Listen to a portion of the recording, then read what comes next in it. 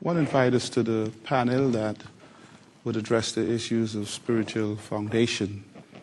And I am Herb Griffith, as has been indicated, and I am going to take us through this process. I'm the moderator for this panel. I would want to start furthest from my left and work my distinguished panelists back to me. Furthest from my left is Ruth Snyder, and Ruth is the chairperson of PF Palau. Even though Ruth is Canadian, she has spent many years of her life as a missionary throughout Asia with the home church, which is based in Indonesia. Ruth went to Palau with her mission and found an opportunity to minister in the prisons there. She has planted a non-denominational church. It's called the Church Inside the Prison.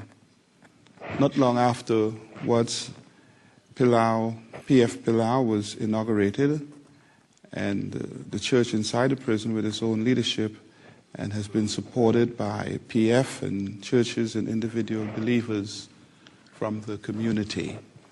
We want to welcome our distinguished panelists, Pastor Ruth Snyder.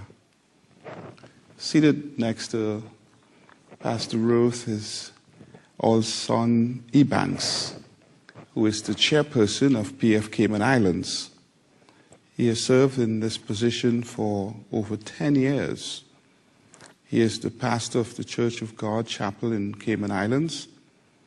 Also, he's a songwriter, a guitarist, and an artist. He's married and has 2 children. We want to welcome Pastor Ebanks. Next to Pastor Ebanks is Valdeci Ferreira. He's the executive director of PF Brazil. He's a lawyer and a theologian by profession and has been working for 23 years with prison and utilizing quite effectively there the APAC methodology. We want to welcome Brother Ferreira. Next to him is Carmen Rubio, and she's the chairperson of PF Spain. Carmen has been chairman of the board since 1992. She's a great woman of prayer and has taken many initiatives such as a weekly Friday all-night prayer vigil in downtown Madrid. She is based from her church. This is done from a church which operates in Spain. She's a host of a Madrid Metropolitan Spiritual Radio program of music. Prayer requests and correspondence between prisoners and their families are also done every week. She's highly respected by her church hierarchy and the National Charismatic Movement. We want to welcome Carmen to our panel. And we have another lawyer with us, and that's Vijula Aranthunan. She's the chairperson of Sri Lanka, PF Sri Lanka.